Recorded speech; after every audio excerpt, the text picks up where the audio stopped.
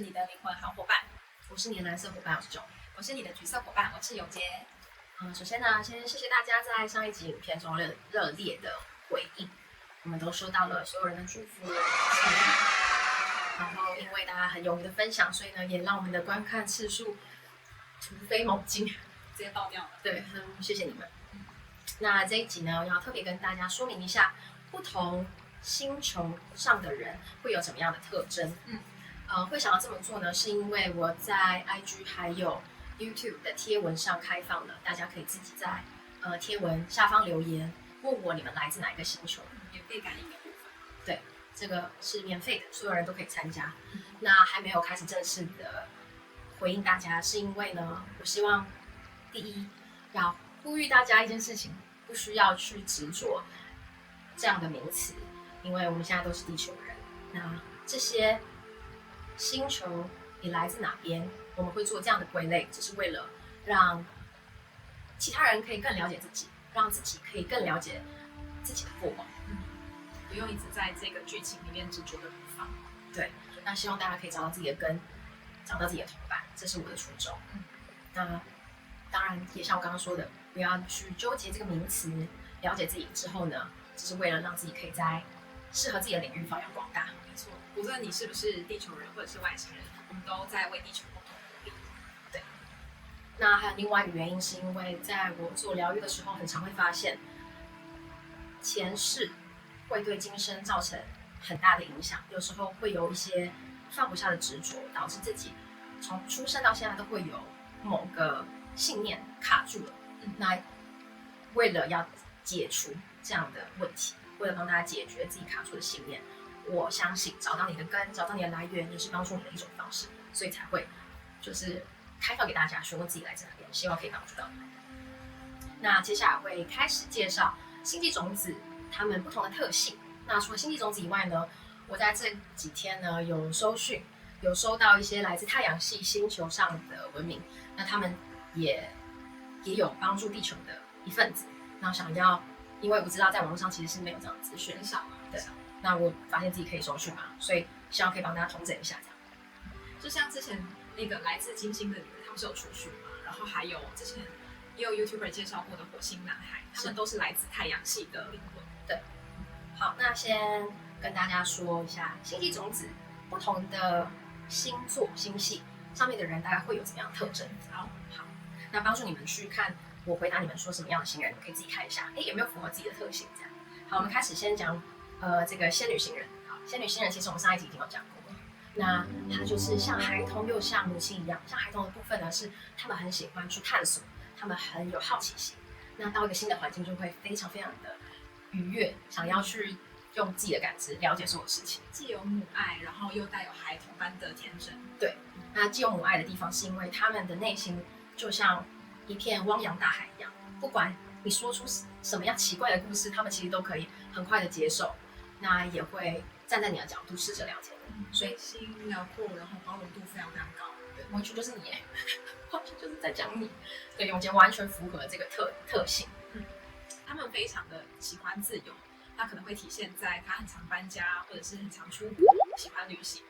他们不喜欢受到各种框架的束缚。除此之外，我有想到了，他们很不喜欢阶级这样的制度，所以在工作上或者是在同侪之间，他们很讨厌比较啊，或者是受压迫、紧缩的框架，对他们来讲都是很痛苦的。用命令的沟通方式对他们来说是不可行的，对，不能接受的。好，那这是仙女星人。接下来呢，我想要讲一下昴宿星，那也非常的特别。虽然我在上集影片呢自称是地球人，但是我看了一下我自己的过往，我来自昴宿星。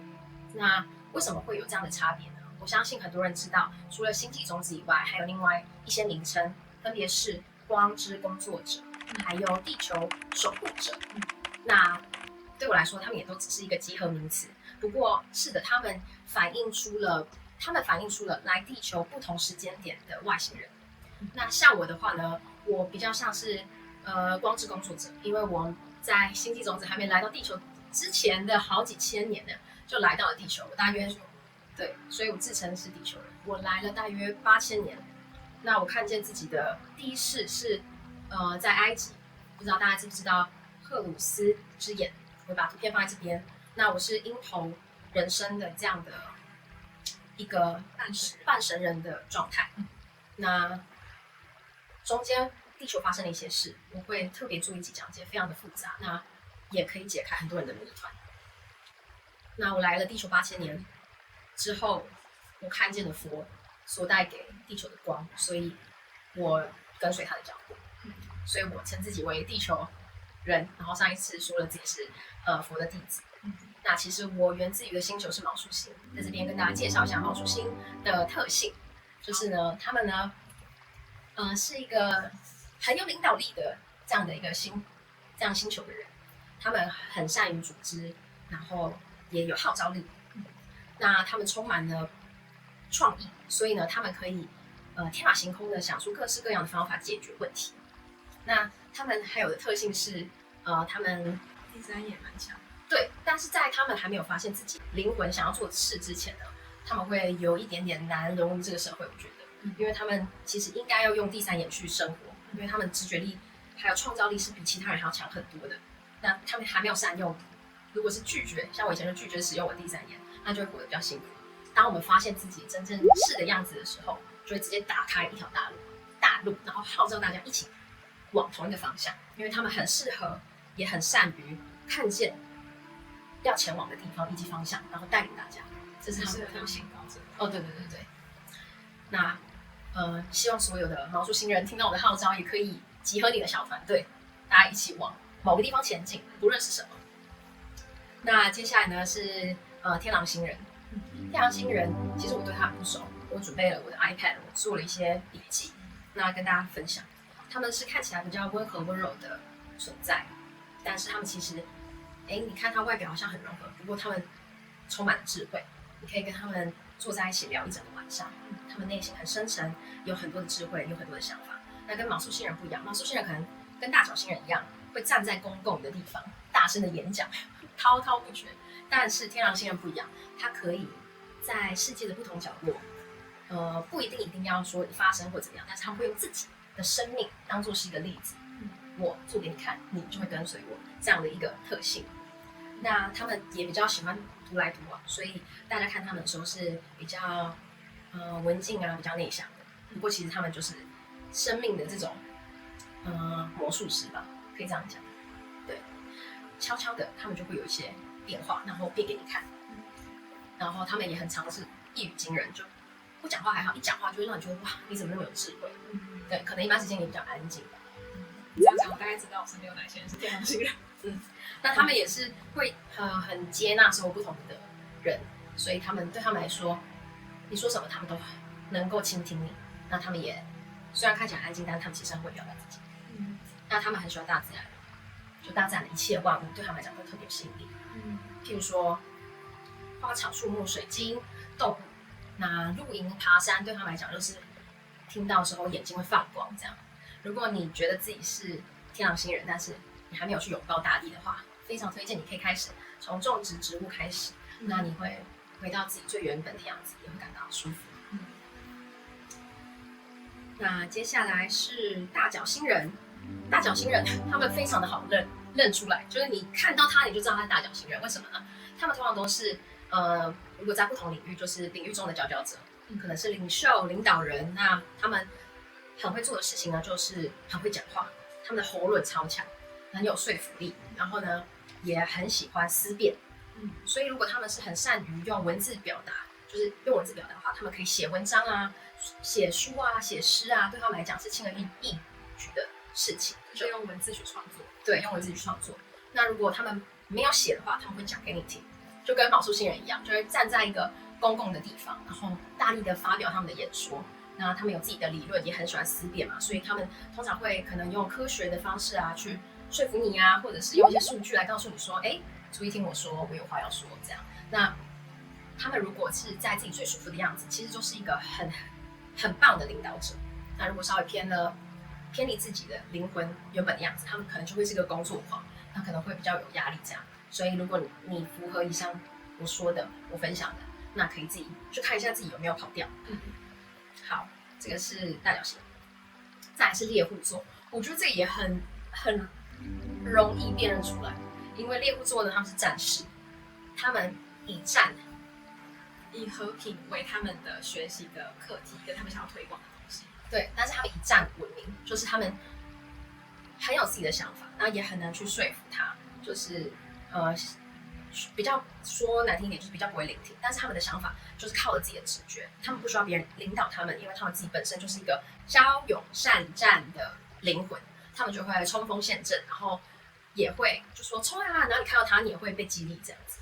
那他们会维护自己的思想，刚刚有说到，那很多的这样的灵魂会出现在一些比较困难的家庭，他们自己选择要这样的剧本，因为只有他们可以化解那些困难，他们是斗士，所以在困苦或者是困难的环境中，他们可以逆境生长，而且他们相信自己做得到，所以他们真的是一个让我敬畏的灵魂。他们对自己的信念很坚定，对自己的信念很坚定，所以他们有时候陷入非黑即白的这种框架的变化中。那你拆掉他们框架之后，其实他们会马上到你这个框架里面，然后又进来了，又出不去了。所以如果你有这样的问题，我觉得很欢迎来看我们的节目，因为我们会拆除一些框架。是，好，那以上是星际种子我做的这个小小简短的说明。那我还是会把原本我们提到的那一部影片的连结放在下面，因为我觉得他说的很棒，欢迎大家一起去看。那接下来是由我自己整理出来的关于太阳系里面的行星，他们有跟我做连线，那他们有传讯做一些回答。那在这边跟大家分享。首先是水星人，那水星呢，我接到他们的时候，他们马上就回我说，他们不需要身体，他们在第五维度，他们没有一个固定的形态，他们在以太，他自己回我，以太空间存在，所以就是意识。那他们说他们没有人投身地球，我说为什么呢？他说地球是非常形态，非常形态，对，非常呢代表是 special， 在一个比较 special 的状态，所以他们没有人愿意投身，也没有人投身，他们静静的看着。那虽然说他们没有投身地球，但我相信他们这么做也是为了要稳固整个太阳系的频率，因为频率可以互相影响。那当有一些星在高维度，它可以综合低维度的频率，那他们自己稳定自己的频率当然是最棒的。所以也很感谢他们在太阳系做的贡献。好，这是水星人，他们说没有人投身地球，所以没有地球的故事。OK， 好，接下来是金星人。那金星就像永杰刚刚有说到，有金星的金星女人，对不对？她之前有出过一本书。那我跟他们有做了一些问答，跟大家分享。我问说，请问你们的维度是在哪边？他说我们在4维到7维都有生存，都有人生存，都有意识形态的存在。那他们在1947年以及1995年分别分了2次，2大批人来到地球。那在1947年呢，跟1995年这2个年间，是代表说他们大量投入地球的时间。那其他时间还是有人投入地球。他说，在1947年前，他们派了5个在不同领域的领袖来到了地球。那我就马上想到那个尼古拉特斯拉。对。那我就说，请问一下，他是金星人吗？他说是，他的意识是金星人。那我说他来自几维？他说来自5维。那我问了说，那1947年到1995年这个很 specific 很特定的年份，请问你们有多少人来到地球？他说不到100万人。那100万其实也很多，非常感谢你们来地球。对，非常感谢你们。是。那当然我也很好奇说，你们想要来地球做什么？那金星人有一个很特别的，他说我希望把光分享出去，所以在不同的领域他们会发光，所以他们一定会做不同领域的突破，就像特斯拉。就像金星女人，她也是来拆除了我们很多的框架，出了书，很感谢你们。那不到100万人，大家如果觉得自己是金星人的话，欢迎告诉我，好，我来帮你看一下你到底是不是，可以在底下留言。那接下来是火星，我觉得很特别。我跟火星连上线的时候，完全没有声音。我想说，这个星球是不是死掉了？因为我很好奇，我们不是想要往火星去居住吗？对，而且之前不是有一个火星男孩有出来？对，在很久之前，他渐渐的忘记自己的记忆。对。那我决定，因为我都没有连上线，我决定要关掉讯息的时候呢，有回应了，但是只一道光。然后我就很好奇，看了一下，他们全部的人在8维以下都没有人，他们只在8维存在。8维的地方就是光，就是合一。所以其实没有人回应我也是很正常。太酷了。对，没有人回应我，因为他们对意识这些，他们都觉得说都是一样的，就是众生平等，就像佛一样，然后也是完整的神性，所以他们没有做任何的回应，就只有让我看到一束光，然后就显示很大8位，这样就结束了这个收讯。所以一开始以为没有人，但是他们在8位，谢谢你们稳定太阳系的能量，我们很需要8位的能量啊。是的，我们很需要这个合一的能量。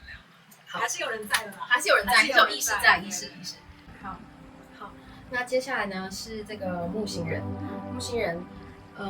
他我跟木星人连上线的时候很特别，他给我看有一个很大带有尾翼的彗星，曾经很靠近他们，快要撞上了，但是没有撞上。我想撞上的话，可能整个太阳系都不在，因为那个彗星非常的大。对，那带有尾翼，因为我对天文不是很理解，但是我知道说这个水汽会停留在木星，就等于是说这个是木星，那有一颗带有水汽的彗星经过它们，然后就进入了这个轨道，沿着它就是环绕。那它的尾翼呢，就是带有水汽，有很大一部分的这个水汽停留在木星。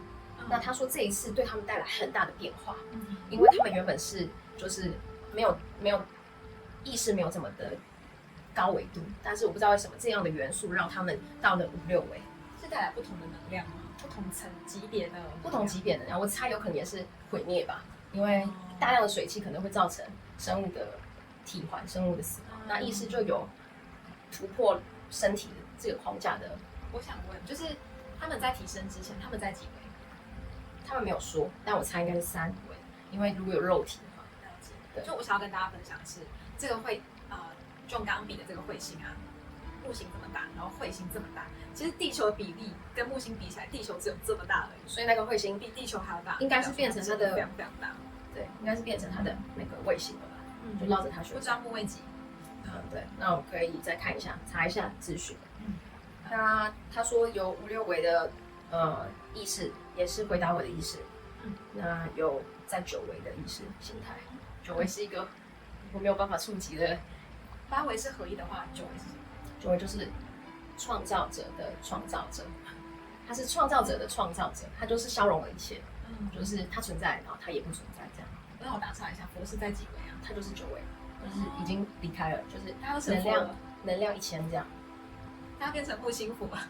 对，那我说到你们有人在地球吗？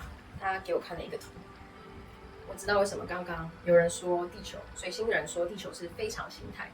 他给我看了一张图，是地球，然后旁边都是锁链，这个是一个比喻，就是地球现在是一个锁住的状态，然后你要进去不是很容易，你要出来更不是容易的一件事情。那我说你们来地球什么时候来的呢？他说有曾经去过，但是他们只派了3个人来到地球，他们只派了3个。那这3个人呢，分别在西元1400年一次来的3个人。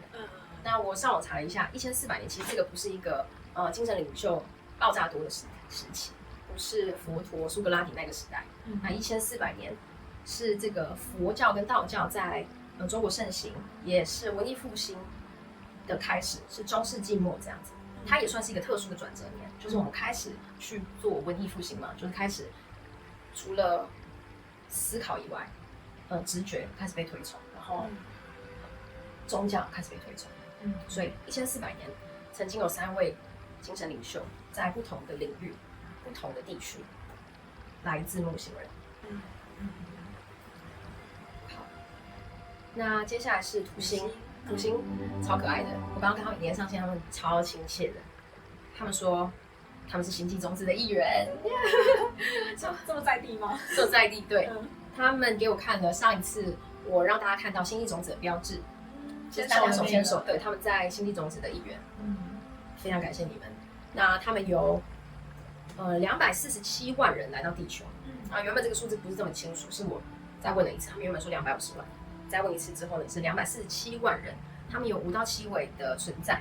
那他们的特色呢是，他们是勇敢的灵魂。给我看的意象是有一个人大步的向前，所以他们无所畏惧。如果你是一个天不怕地不怕的人，你很有可能来自土星。那他们最喜欢合作的对象是大角星人，所以如果你是大角星人，那你旁边有一个人大步的向前，欢迎他看这一段，他找到自己来自哪里了，非常有可能来自土星。对，所以你们通常是就是一搭一唱的组合，可能两个这样。那接下来是天王星，这非常非常的特别，他们很巨细靡遗的告诉我，他们爱盖亚，他们爱地球，那他们希望地球可以永续的发展，他们希望这个星球可以持续的保持现在的样貌，也就是自然的样貌，所以他们自愿有96万人投身地球，在2003年后出生的孩子，有一群人是来自天王星，就是今年是22岁以下的人，是他们非常的喜欢植物、植栽、园艺、花艺相关，可能造景等等的。他们天生呢就是种植的好手，绿手指，然后种什么什么就会活，这样子，这是他们的天赋。那他们96万人就是为了要提倡爱地球、环保，然后再一次的提醒我们要灌溉地球母亲。非常感谢你们，非常感谢你们来到地球，然后非常的勇敢，而且我跟他们连线的时候，没有人是害怕的，他们全部的人都带着一份快乐的心，因为他们希望地球可以继续生长，继续的永续发展，所以他们每一个人都是我愿意，而且我做得到这样的心态，我觉得很伟大，也太感动。对，所以如果你是爸爸妈妈，自己的孩子呢，对园艺有很大的兴趣，也可以让他看一下关于天王星的一些资讯，或许他会告诉你一些他们前世的记忆。我觉得他们会很喜欢当那个土地治疗师。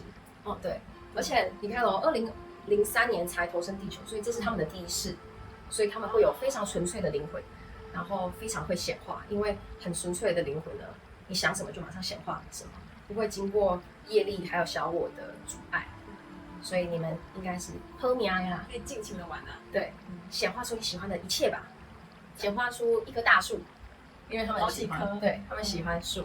我觉得天王星超漂亮的，天王星是那种就是浅蓝色带有一点青色的感觉，青花紫的颜色。好，那接下来是海王星，他们呢没有人在地球，那他们在七维，也可以明白的说明呢，就是为何没有人在地球，他们不需要，他们用意识支持太阳系，维持太阳系的能量平衡，所以他们没有实体的肉身投身地球，也很谢谢你们。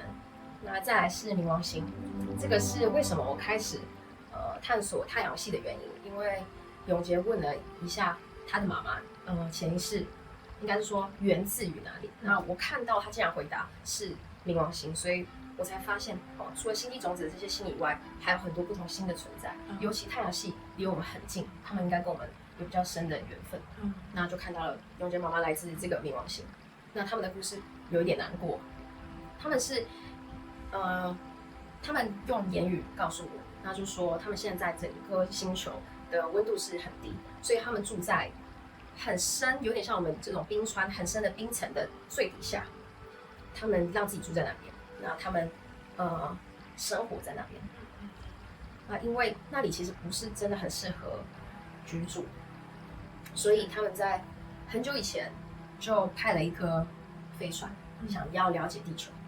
那这个飞船里面的冥王星人呢，正在探索地球，所以还没有进入地球的外围的时候，就用他们的方式扫描地球，适不适合他们，有点像采样这样，扫描地球适不适合他们的人居住，适不适合生存。结果被追赶，这是他们形容的，被追赶。他们被追赶之后呢，全部的人都吓到，就往地球里面，这只能被追进来，那没有办法就投生了。就投身地球，所以那一艘飞船的所有意识形态存在的人呢，就投身了地球。我想请问，这是在第几维发生的事情？他们说是在第4、第5维。对，在第4、第5维。照理来讲，他们应该可以抵抗，代表对方也是至少4、5维的存在。对，所以他们的努力啊或科技啊更强大，这样是吗？对。OK。那他们被追进来之后投身地球，所以我一开始跟冥王星人一接上线的时候，我先说我是地球人，是，然后他们就超级无敌凶，他们就说为什么要连线，然后就让我吓到，因为其实在其他维度的存在都非常的友善，然后他们的维度也比我还要高嘛，对，他们都是很光很饱满的存在，但是冥王星人我一接上线的时候，他们就先骂了我一声，吓到，对，然后在他们解释之下，应该说我告诉他们我的来意，那他们就跟我说飞船的事件，所以他们对地球有一种很害怕的心，抗拒啊，因为他们来的人再也没回去了，而且全部的人在他们的努力之下，想要跟对方说：“哎，想起来了吗？你是冥王星人哦，想起来了吗？”没有人回应，全部人都忘记了。所以这样的灵魂出生就会带有一些生存的恐惧。对。那他们希望我可以传讯，告诉正在地球的冥王星人，他们说了3点，我觉得超可爱的。他们说，虽然你们进来没有出去，也忘记自己来自哪里，但是你们有一天会离开的。他们说记得保持欢乐，然后呢，下面说了一个词，他说可口，就是吃的可口，然后再来是大笑，因为在他们星球做不到这些事情，他们不需要。可口就是希望我们可以好好享受美食等等的，享受物质这样子的体验。然后大笑，我想他们不需要用到身体吧，所以他们不用这样哈哈哈的大笑。他们应该是 OS 喜悦吧。OK， 那这是来自太阳系的以星球跟地球之间的关联。我想问，所以有人来自太阳吗？我没有连线我觉得应该没有，因为那里真的我觉得应该是很高维，太高能量，也太宏大，太难了吧？我不知道，我不确定啊。对，我还没有遇见有人来自太阳，我可以跟太阳联系，但是我非常喜欢太阳的意识，它总是支持我，给我能量，然后也很净化，它可以净化一切，所以在太阳其实是一个很棒的净化自己的方式。是的。